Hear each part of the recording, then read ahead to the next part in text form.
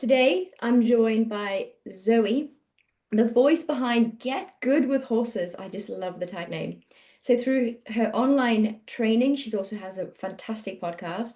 Zoe has been teaching and inspiring horse lovers around the world to build better skills, stronger bonds, and lasting partnerships with their horses. Her approach, if I'm correct, is about empowering riders to understand that their horses a little bit more deeply than just from the riding perspective and create these relationships that truly last. Zoe, thank you so much for joining us today. And I would love to ask you, get straight into the deep stuff. Where did your story with horses begin? Oh, so I don't know if you know, but I was a Pirelli professional in the past for 9 years. Mhm. And that all came about because of my horse at the time, Mia, 900 kilo Irish Warmblood. And she was the first horse in my life that just really presented challenges and was like saying no to pretty much everything that I did. So I went off on the journey to discover, because there was nobody in my immediate circle who could help me with this horse unless it was violent or using things that I just completely could not submit her to. So I went on the journey of traveling America here and there for 2 years, learning how to get good with horses. Um, and then in 2019, I left the Pirelli program and started to go out in the field on my own. But I felt a bit lost because I didn't have anywhere that I could send my students for information. So that's actually how Get Good with Horses evolved. So I could start to build a place where I could give them information which they needed in order to progress and become the best human they can be for their horses, but in a little bit my own way. So I like to think of the Get Good with Horses is like a pot of the good stuff, but it's also very realistic, very because that's what I missed in my training was one, having someone that I could rely on to ask questions, and two, not just going straight to the fancy magical stuff, really getting in, digging deep, and looking in the mirror who I am as a person. Who did I need to become for that horse?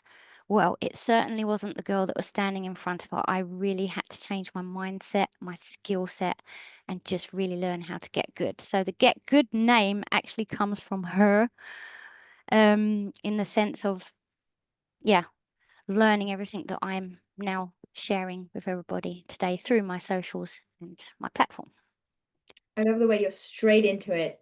She was mirroring the person you were back then. Yes. I'm going to go one step further Yeah. before we go into where you are today, because a lot of us, a lot of listeners can relate to that initial frustration of my horse is clearly not right, whether it's soundness, but all we know as people who own horses and love horses is that something isn't right. We feel it in our gut.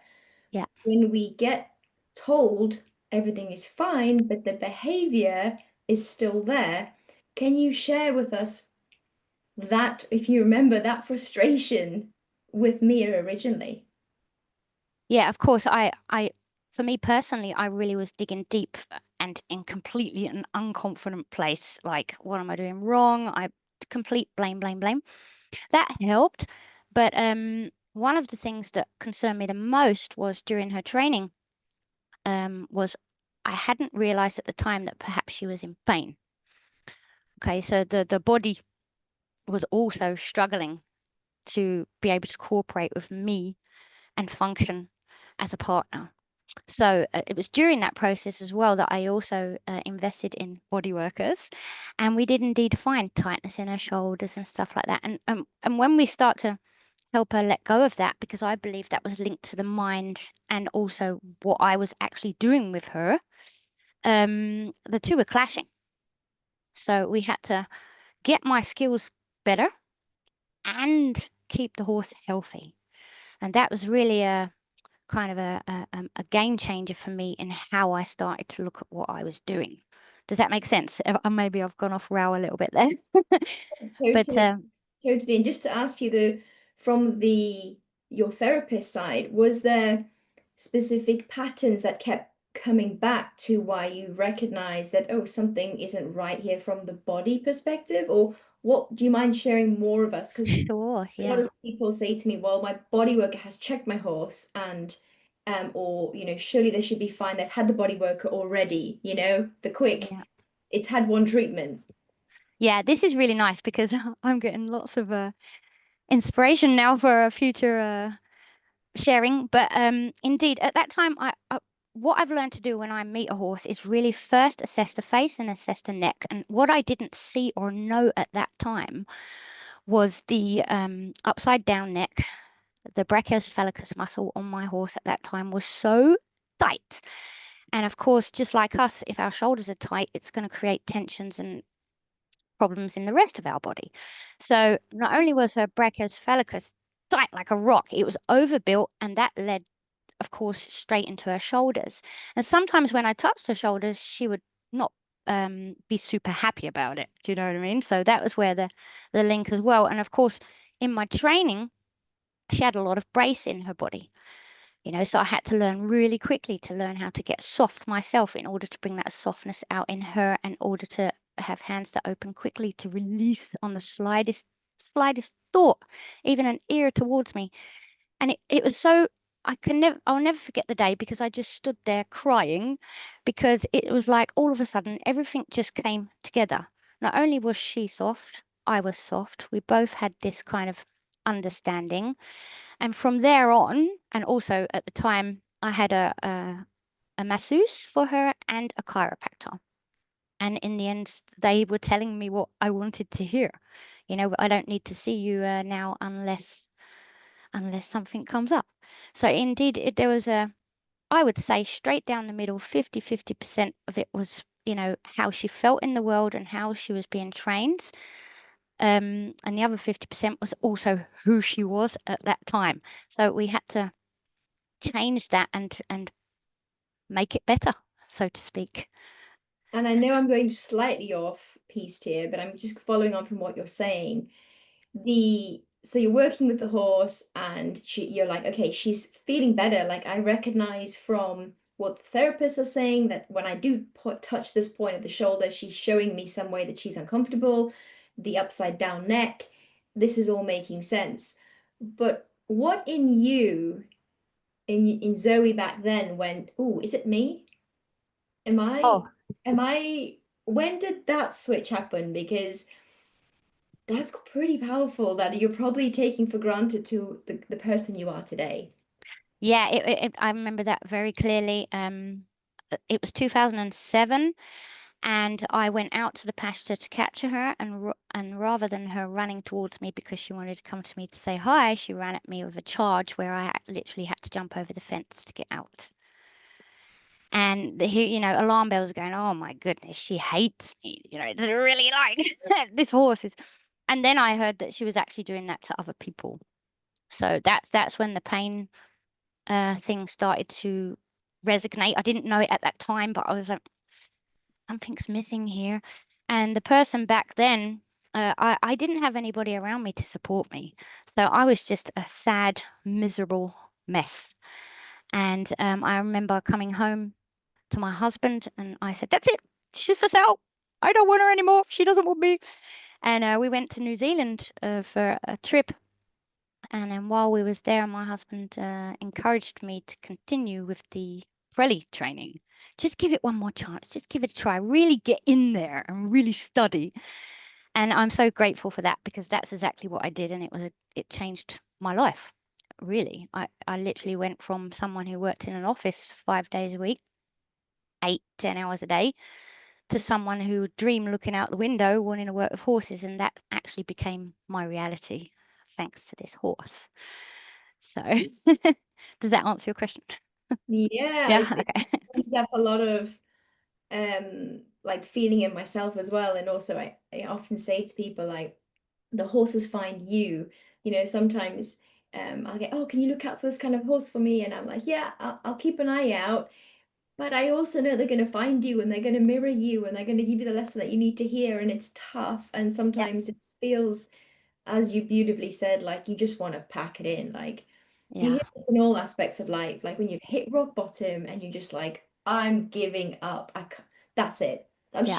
She's for sale, even though you're like, I don't want to sell her, but I feel like I have to. And then something switches and something comes into your peripheral where you're like, yeah, Yes. okay, one last try. And that's why I think it's so important to have, like, at that time, it was just my husband. I didn't really have anyone around to help with this horse, nor did they want to.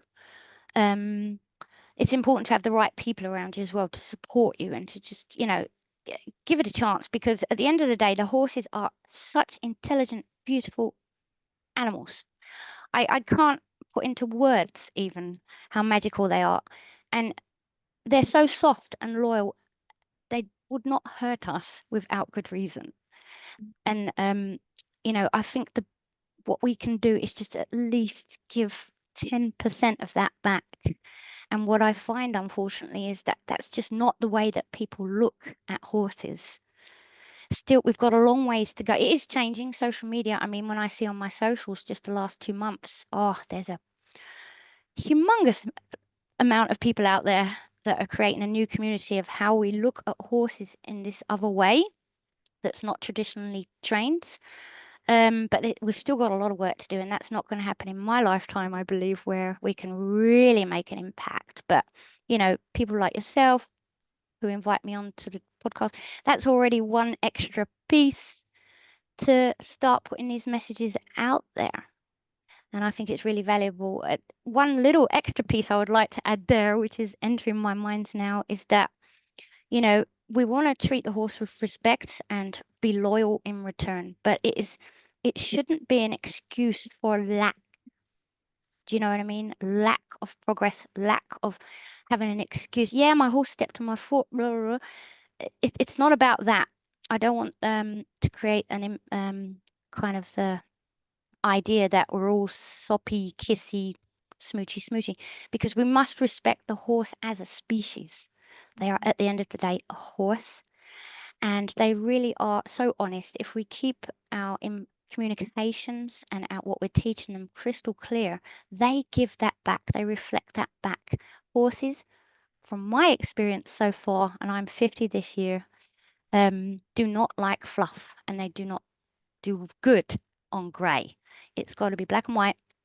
And when we have that intention and focus towards the horse, they give that exactly back. Well said, and totally agree.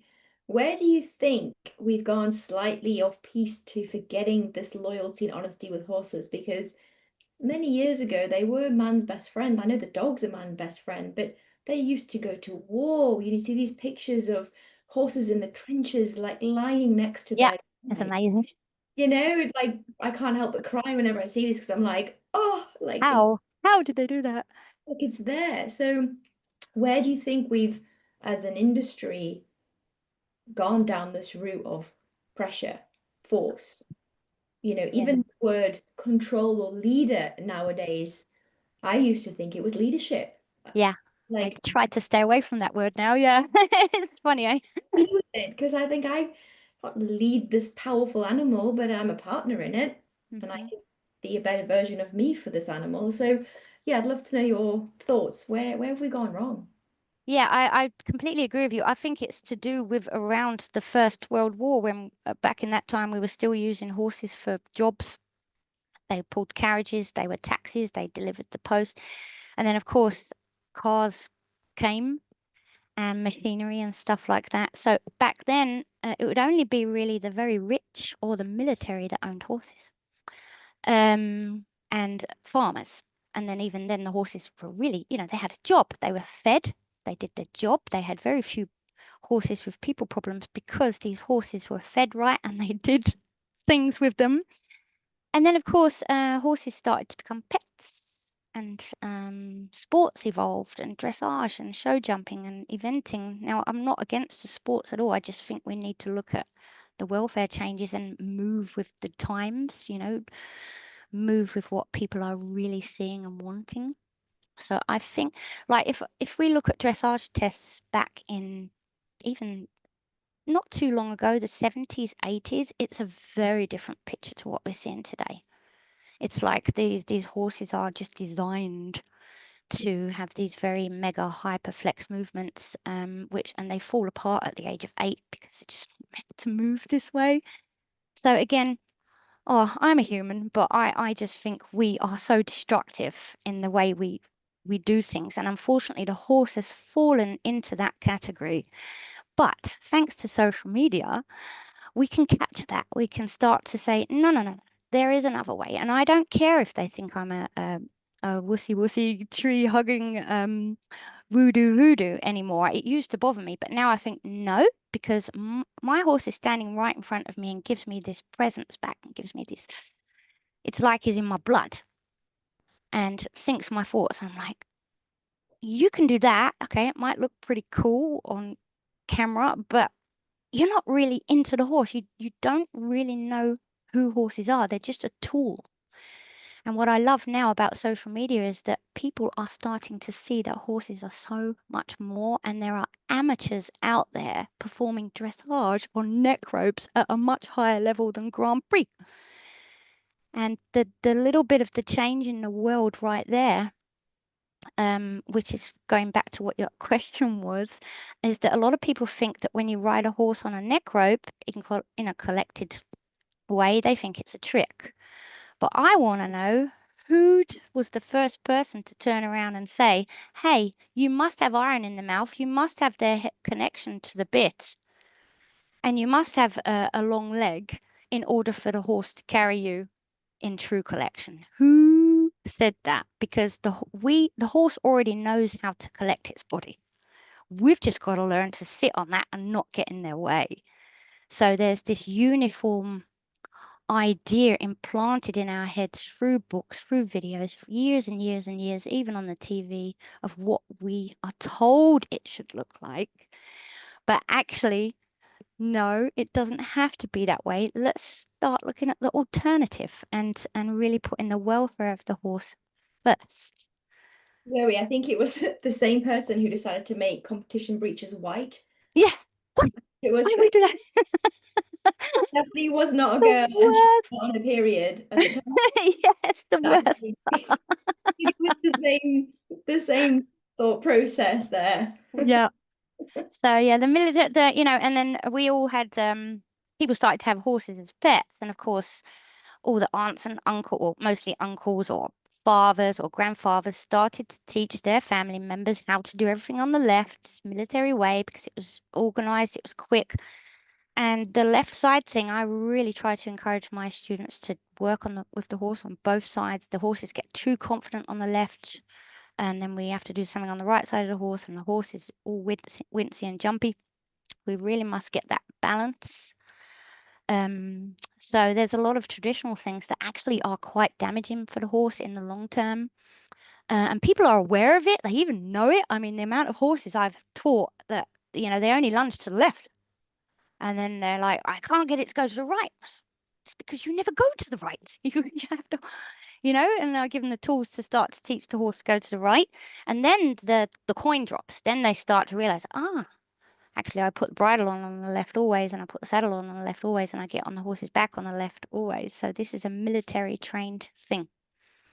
And I believe back in the days when the Romans were ruling the world almost, that left side thing wasn't there. I think they just got on the horse how and whether if they were a right-handed swordsman, they got on the left. If they were a left-handed swordsman, they got on the right. There was really, you know what I mean? So that's where I think the world has evolved and changed. Mm. Yeah, I agree. I remember I grew up in South Africa, Oh and yeah. my pony growing up was bareback riding, bridleless, learning how to stay on. I don't even think we used a mounting block, but it was never a case of left-sidedness. So Yeah. I've also thought about this for a while, and I think also where, as a human species, which reflects in our horses, is we've lost the curiosity, Yes. lost the Yeah. ability to ask a question. Yeah. Maybe because of whatever's happened also in history, but I also find from when I'm helping people better understand their horses from the pain perspective, I'm always saying, ask questions. Don't take what I say as matter of fact. You know your horse better than anyone. You know your horse better than I do. I'm an external coming in, seeing a picture, assessing pattern, but you know them really well. So start asking some more questions. Yeah, love that. Let's start that curiosity mindset going, because we came in as kids, like into the world, happy and look Yeah, that's right. asking questions and failing and laughing about it and keep going and yeah, I love the way you explained it though. I'd like to ask, what are the core skills you believe every rider should prioritize first before they want to improve their relationship with a horse? Ooh, I could talk an hour about that. um, Let me see. Well, I call them general skills, and this is like a pot of just you know, a lot of people they just put the halter on the horse's head. How about we invite the horse to put the halter on its head? Really just working on their timing and feel. Mm. Because we're humans, we've got an opposable thumb, we're taught to grab. You just spoke about when we was little kids and we was curious, we were also taught to grab and pull. So our first instinct with horses is just to grab them under the chin and pull them. So I really tried to get people to think about that and really change their yeah, intention around horses.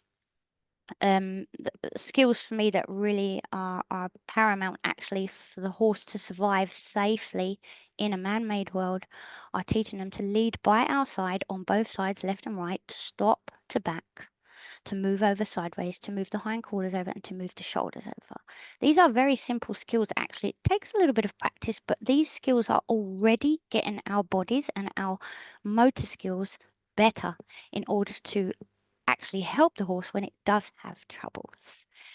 And then mindset and focus are super important because a lot of people use their horses as a therapist, which is it's not a bad thing, but I don't encourage people burdening their horses with their problems every single day. The horses do not deserve that.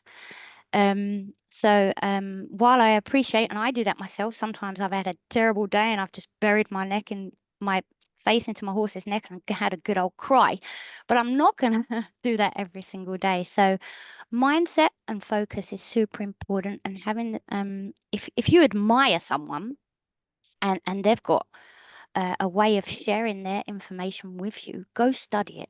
Go spend the money and buy the program. Go and read their books, read their blogs. There's a lot of free resources out there, and actually study. It is so important because what I see is a lot of people guessing. They'll watch kind of their idol on Instagram or YouTube, and they'll try to emulate that. And it's the why is missing, a lot of the how is missing, and they're just trying to emulate. It's like, no, what we got to do is really learn the why and study how, learn how to hold the rope, learn how to hold the stick. Where is our belly button? Where is our shoulders? It's a lot, but it's not, because if your brain is open like a sponge and you really want to learn that, you're going to take it in and then you have to practice. And there's many time in even just yesterday, actually, somebody said to me, "Oh, you're so good." In such a way that they should actually be able to do what I do, but without practicing. And that for me is one of my pet hates, because it's like, yes, I do put a lot of time and effort and emphasis on my study and practice. I also learned how to practice in my head when I'm driving the car. I'm thinking about it constantly. So my question back to them is, are you? And most of the time they're not. So I kind of gone off a little bit off of your question there, sorry. But yeah, these are the main things I really think horses need to survive in our world safely, but also is of great value for humans to learn. And then of course it's the same in the saddle. Most people ride horses and they haven't tested the brakes, and that's usually when accidents happen. Mm. And Mm. having a good braking system is not as difficult as it sounds. It's just understanding how the horse's body works, and that laterally, if we keep the horse supple, you're going to have a better braking system than a horse that's been taught to lean into pressure with two reins and learned to keep their body straight. You're just building strength into a straight horse. So for me, a supple horse is a safe horse, and that's actually what I encourage in the riding part of the general skills, so to speak. Mm. So what do you think are the common mistakes that you've seen that riders are making when they focus on doing more? You know, like you said, are we jumping too quickly? Are we Yeah, not literally jumping? Are we just yeah. a few steps? Yeah, I think it's very important to understand where you're going. What the end picture looks like is always important, but sometimes people want to get to the end picture way too quickly. So even with an advanced horse, and I'm introducing a new exercise, I'm going to break that down like an ABC, build it to a word, build it to a sentence, and then eventually we can have a conversation. And that horse might be mega skilled in one thing, but now it's got to learn a new thing. So people go too quickly. It's really this, if you slow down and just really understand the why, the how, and get your skills better, you actually get there quicker. And not only do you get there quicker, you get there with a much higher quality and a much more thankful horse because they love to have things to explain to them. And I know for sure they're puzzle solvers. They love to figure out puzzles. Really resonate with that. And I think it's tempting to, even for those of us that have maybe been fortunate enough to buy a horse that has quote unquote all the buttons. Oh, it has competed at this level already, so it should be able to go do it at that level. And Yes. I'll always say, bearer of bad news is spend at least, a good 2 months just getting to know them because it might have been able to do these movements or quite these, whatever the discipline with that rider. It doesn't make you any less, but Mhm. you as a person are different. We're different. We were going to communicate things totally differently. We might be saying the same thing. What do you think about that? Yeah, it's difficult because, I've seen many a good horse actually, for the lack of better words, deteriorate because the human just didn't have the skill set and they pay a lot of money for this horse. But and then who gets blamed? The Mm. horse. I used to take in horses for training, but I actually stopped because it's me that's training the horse. Not to say that I'm the best and I'm perfect and everything. It's just that the horse got to know me, like what you just said, and the skills and communication that I'm giving the horse. But the human's not around. They've got to learn this. So what I do offer now is like I'll do intense training with you 3, 4 days a week, but you're doing the training.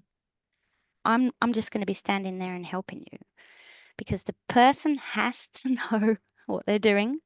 Of course, what you spoke about there, the relationship and the bonding and building repertoire together and getting to know each other's buttons, that's absolutely important. But there's no point buying a Grand Prix horse if you're just I don't know, a beginner stage rider. You see that quite often.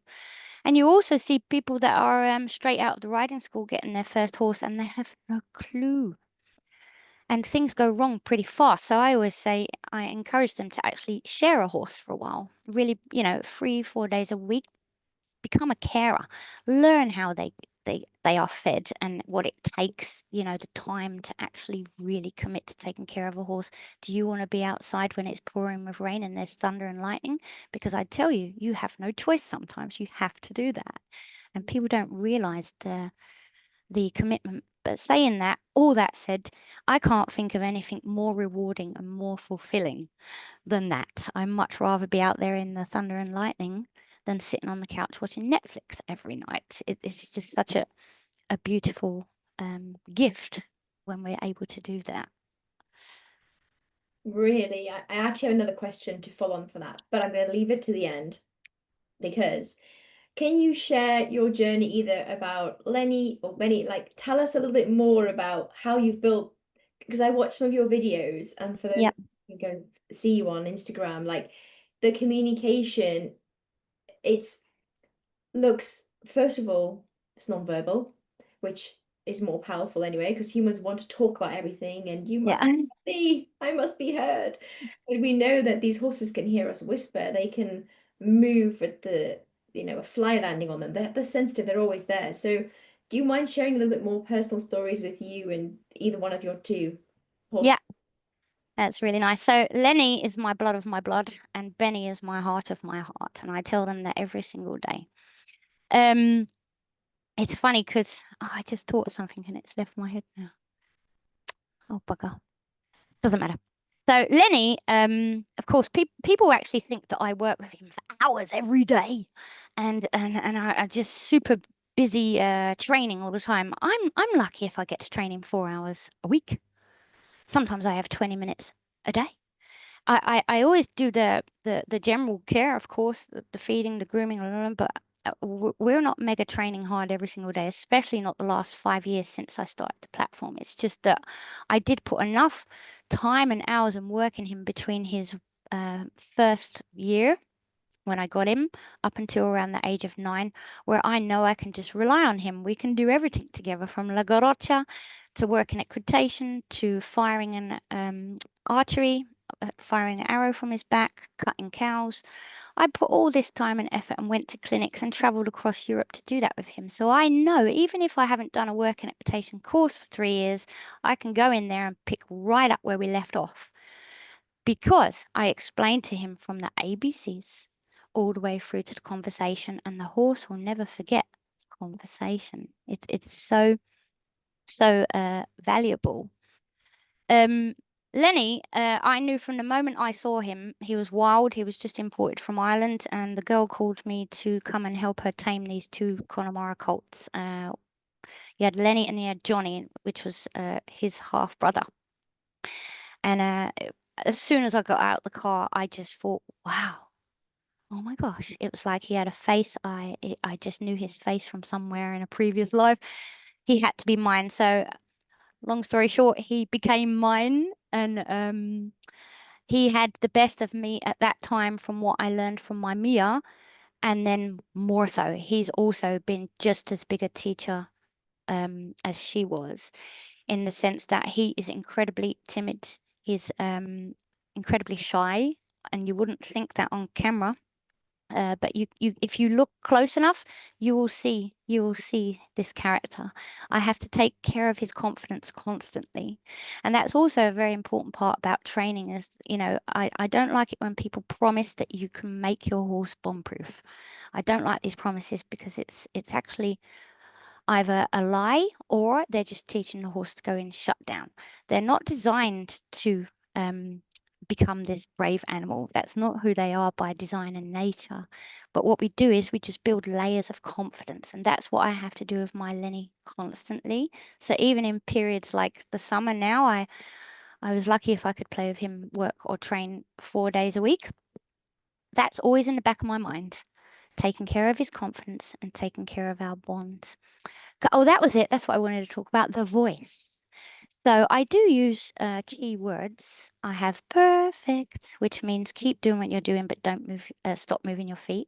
If they've really learned something new or really got something that we've, been having conversations about, I'll have jackpot. That really means quit doing what you're doing. Here's a goodie. And then I have amazing, which is kind of an in-between. Okay, we're there, we're almost close, but for the most part, I am silent. And I encourage your listeners now, the next time they're at the stables or at their barn, to just listen, because horses actually live in a very quiet world. The only time they use their voice is actually when they're stressed or they're calling for their friends because they're stressed, or the final man-made one is via routine when they're looking for their slave to bring their food. So most of the time they are silent. So I actually encourage my students, especially the talkers, that every step the horse makes is come on, and they're talking to the horse, and it's not necessary when we remove the voice. We go silent, then the horse has an opportunity to actually tune into our inner self and our mindset and our focus and hear the body language. I also use clicks. I have 1 click for trot and 2 clicks for canter, but they're very quick and subtle.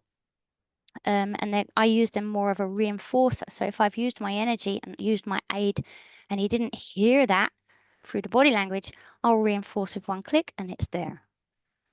And these are, again, the patterns that if you just keep doing them, they will start to happen. But most of the time, people quit on the moment when something doesn't happen. Oh, it's not working. It's like, no, you have to repeat it as many times as that horse needs in order for it to start to work. You must keep the promise. How do I get my horse to go from halt to canter? Well, I breathe in, I lift my energy, lift my chest. I have an expectation the horse goes, but on the first day, that's not going to happen. It's just that I keep that invitation open and ask the horse, and one day they do it and they know they're right because there'll be a big smile on my face and I'm going to shout out, jackpot, and give them a goodie. So the ABCs are presented in a way that I have a bigger picture in my head of how I want something to look. It's not coming out yet, but the perseverance through the language will start to bring it out. And that's where I think horses have some form of telepathy, connection. I call them the land dolphins. You know, the dolphins of the land. They're able to read and see body language we don't see with our eyes, but they certainly can with theirs, if that makes sense.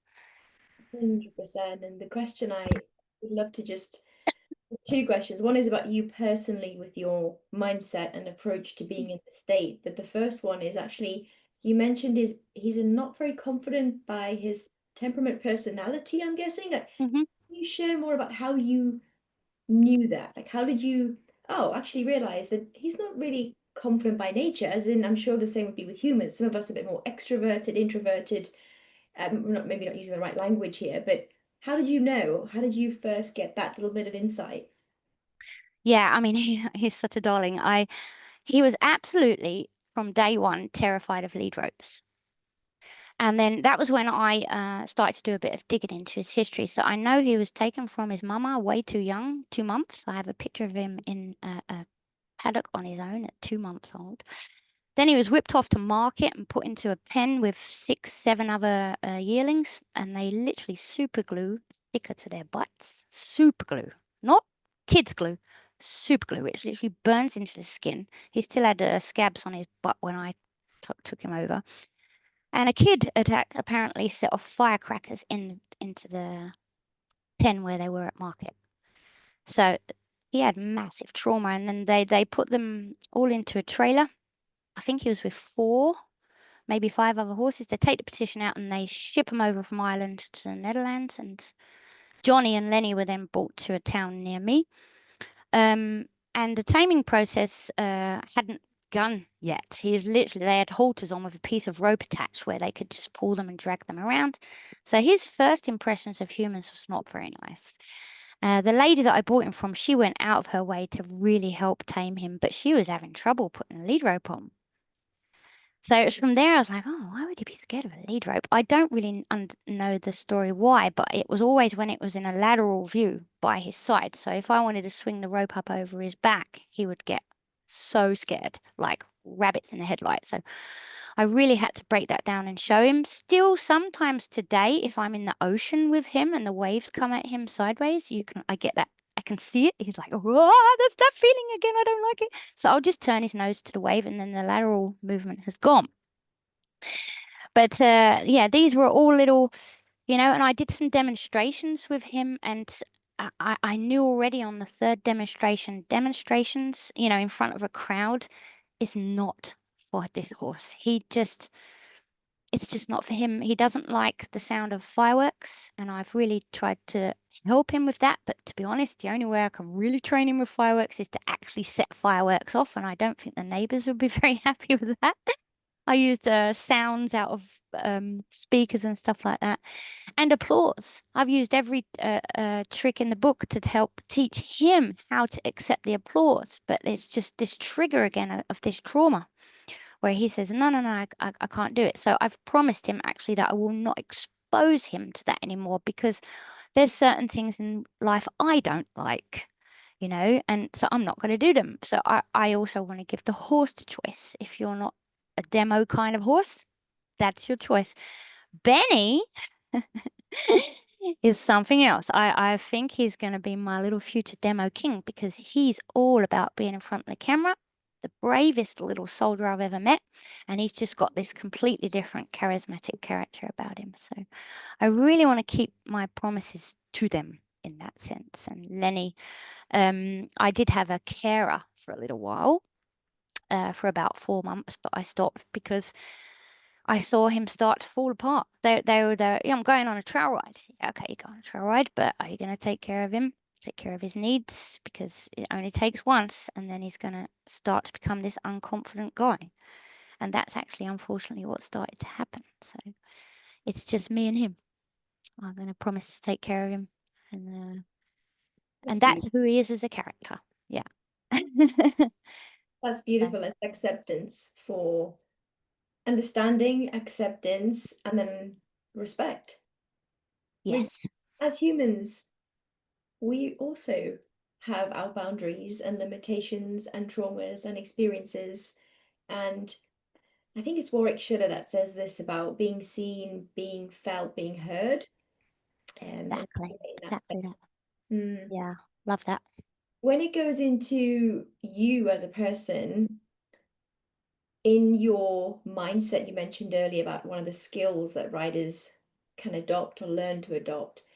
Were you always this self-aware and honest with Oh, your no. that it's you? Because I am reminded about this personally so many times with horses. Sometimes they really remind me. But where did it, can you share some of that? Because a lot of us see the version of you today. hmm But I'd love to know, like, Yeah. what like this? Oh, I've had to work for this.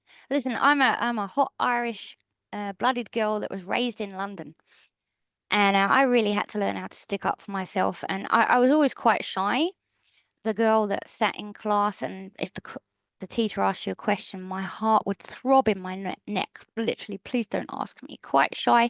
But on the other side, also okay. You know, I could walk to school by myself. I didn't need someone to hold my hand. But it was when things were confronted on me that I would just melt, and it was actually through the Pirelli program where I learned about posture and mindset, and to just really start to believe in myself, especially, for example, when we did auditions and the camera was switched on.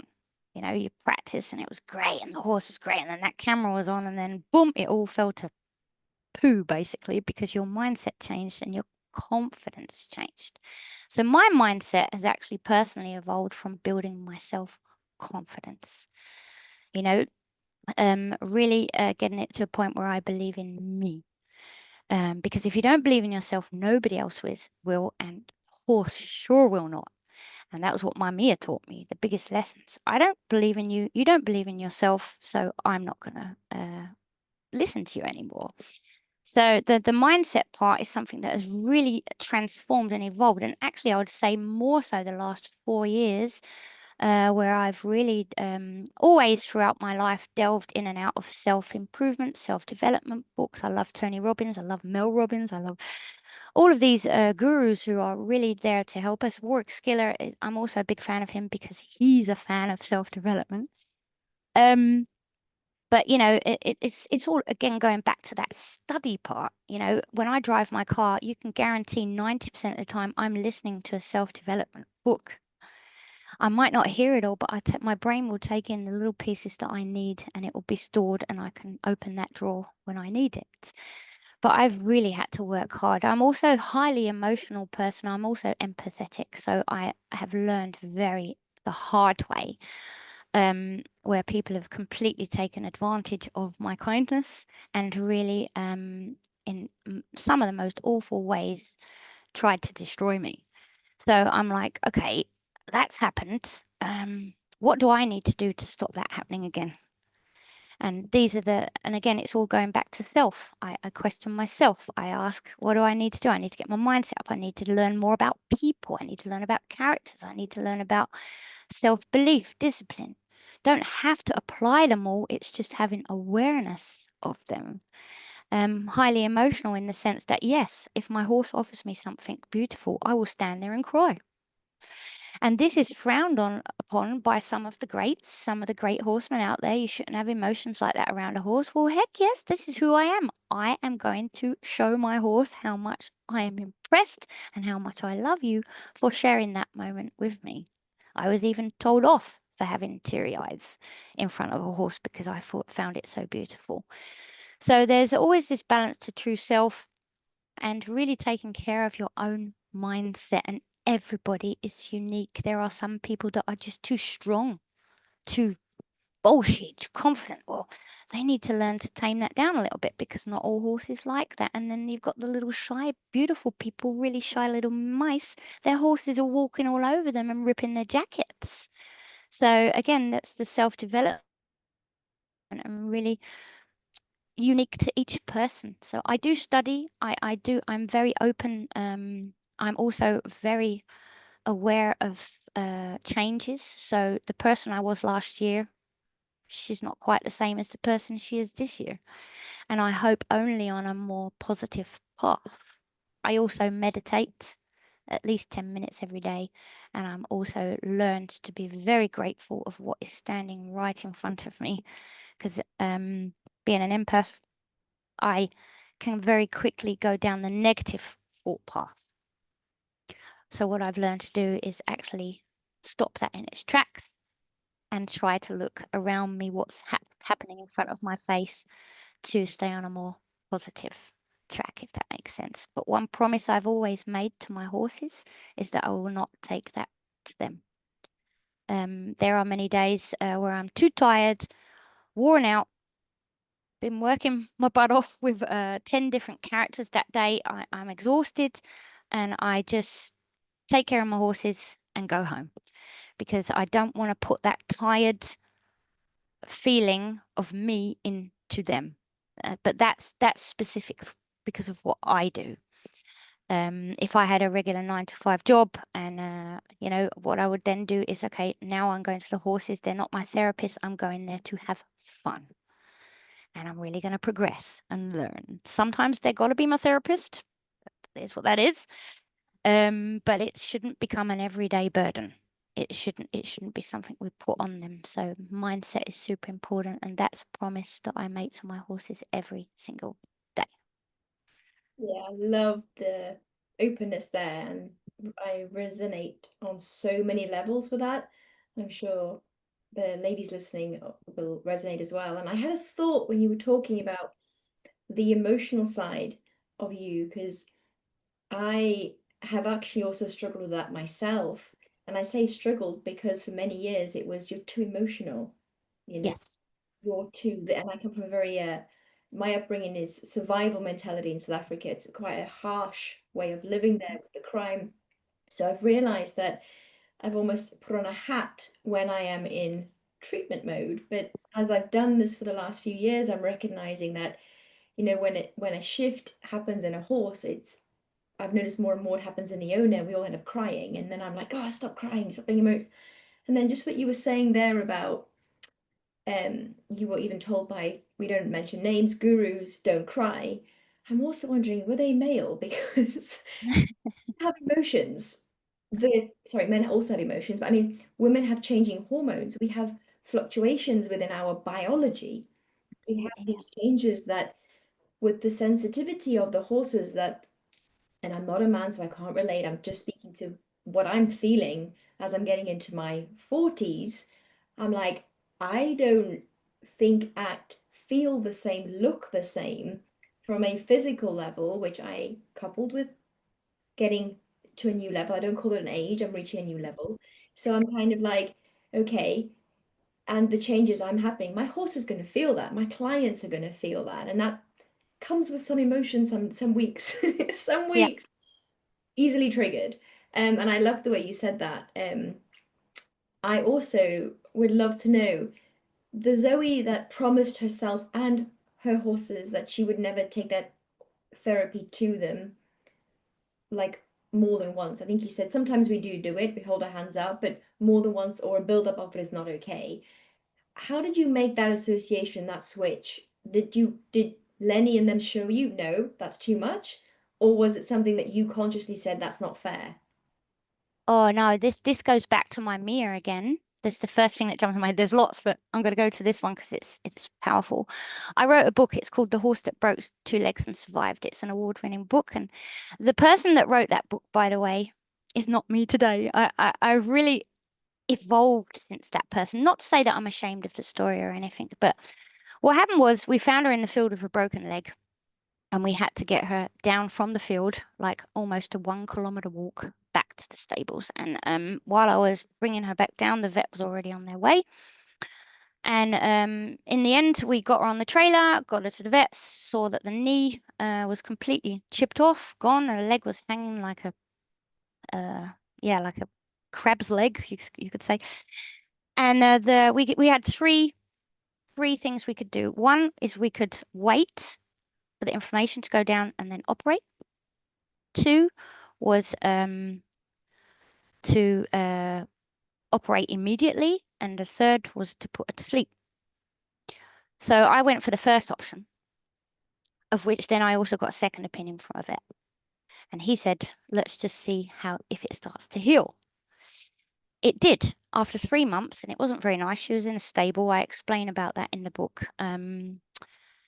Indeed, after 3 months, the knee bone was actually starting to grow back. I mean, that's a whole nother subject in itself. But anyway, what happened was I got really sad and depressed. I got really emotional. I was devastated. My teacher, my professor, my muse, my beauty, my darling was now in a stable with a broken leg. How did we get to this point? So I was this sad, pathetic, well, not pathetic, rightly heartbroken person walking around, and I have pictures of this on my social media on Facebook, I believe, of every single day her hair got duller, her muscles started to deteriorate, and most importantly, the spark in her eye started to disappear. And I was like, my God, she's just going to die being in this stable for however long this is going to take. So I never forget it. It was Sunday night, and I was like, Zoe, you got to practice what you preach, girl. You're going there every day being this sad, negative presence for her. How about tomorrow you pick yourself up, you get into that good place, and you go and greet her like there's nothing wrong with her. So that's exactly what I did. And I swear to you, by that afternoon, the shine was back in her coat and the spark was back in her eye. I was teaching her to feel sick. I was putting this on her. And you can imagine if you've got someone around you that's always treating you like that, that's how you're going to feel. So that's why it's so important to really choose your support network. And I was being the wrong support network for her in that moment. So going back to your question, there's always this balance of positive and negative. If I'm training with a horse, of course, I want to be positive as much as possible. And sometimes that positive is so nice, it comes out with tears in your eyes. And that's the way I see emotions. If I'm so happy and joyful, it's positive. I'm much rather that than someone who's standing there, yeah, but this and yeah, but that, and then just constantly projecting negative. I think horses are very good at picking up on both. I meet a lot of horses that are shut down or completely disinterested or decide to take their humans skiing because they can't wait to get far, far, far away from their people. So positive and negative energy is kind of what we must think about when we're around them. And going back to I don't want to be my horse's therapist every day because that's going to be a constant projection of negative energy. You know what I mean? So it's not fair on them. So I've got to balance much higher the positive. So Yeah. that's that. And thanks for sharing that. It's so powerful, just even by that afternoon, seeing the change in her. I mean, I got shivers when you were saying it. I was like, yeah, and also made me think of personally many times that I've seen the change when I've changed my posture energy, but also I've seen it when I've had a long day and I've maybe someone said, "Oh, fit one more in," and I go and show up to that yard exhausted, and I felt leaving it. I haven't done the best that I can because of I hear you. I Yeah. showed up. Yeah. And that was similar experiences where I was like, I had to decide to myself and promise that to myself, and then promise that to the horses of the future or the horses that I will be meeting or am meeting, that it's a non-negotiable. Look after yourself and take Yeah. responsibility for how you show up. But I love the words that you used. I'm very aware that we're coming up to the hour, but I do have two questions to ask you. If you could change one thing about the equestrian industry to help horses and riders build better partnerships, what would it be?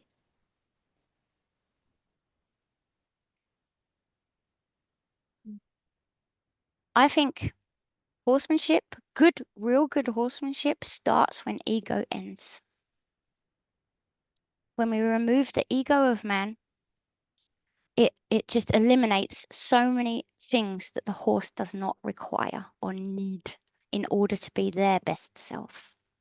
So I would love people to just be more open to what we just spoke about: mindset, focus, self-development. It doesn't have to be obsessive. It just, just for some awareness. Because I think that's what's going to, in the end, transform horsemanship, how we see it. We're seeing it already. I only follow people that I really admire and aspire, and I'm inspired by. All the rest is rubbish. I don't even go on Facebook anymore because I can't control my feed. I have to watch politics and stuff. I really love Instagram because you have a bit of a control over that.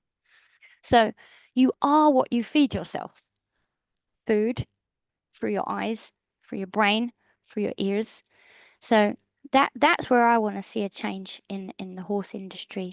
Let's start to synergize a little bit and start to bring together all of the best parts that is in the horse's best interest. And then I think we can make our way forwards. The best horses are hidden under the humans that we must become in order for the horse to, The best become horses the hidden under the humans we are becoming. yes. Love it. Thank Down you. So yeah, that's in a nutshell, of course. Well said. Thanks. What's the one lesson a horse has taught you that you couldn't have learned anywhere else? One lesson.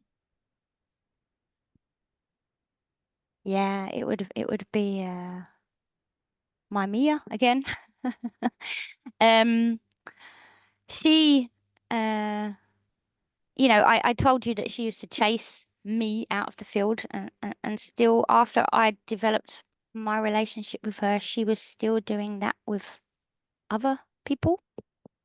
So it's like, okay, I actually call it the Mia complex because sometimes I meet horses that are really okay with their humans, but if another human starts to do things with their horse, their horse gets scared or bitey or unsure, confused. And Mia really taught me that. And I actually made sure, especially with my Lenny, that I didn't create this thing. So she actually had needle phobia, and I could give her injections with a lot of practice with a toothpick and a syringe, and her not trying to attack me and releasing when she was soft and stuff like that. And but the vet couldn't, except for one. And this woman, she kind of had exactly the same height as me, the same stature, the same mannerisms. We could almost be sisters. We couldn't be because she's Dutch, I'm English.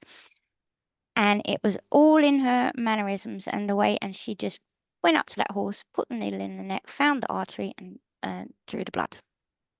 Artery, vein, drew the blood. And I was like, oh my God, you're like the first vet that's ever done this.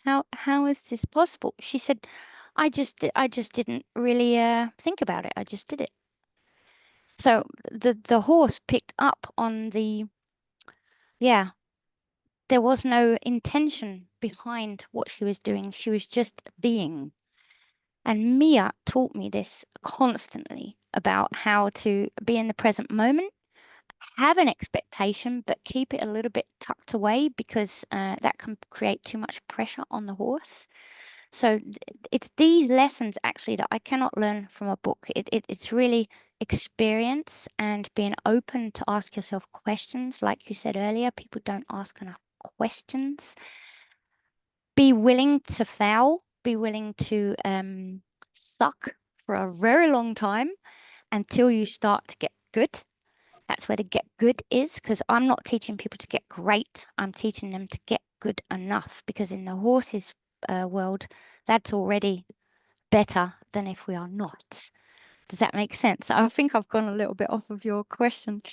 But yeah, I guess the main thing is what horses have taught me is that you've got to get in there, you've got to get your hands dirty, you've got to experiment, you've got to fall over sometimes, you've got to get up, you've got to cry, you've got to be angry, and then eventually that will all come together into your own personal pot of greatness. And that's because you've only tried to get good along the way.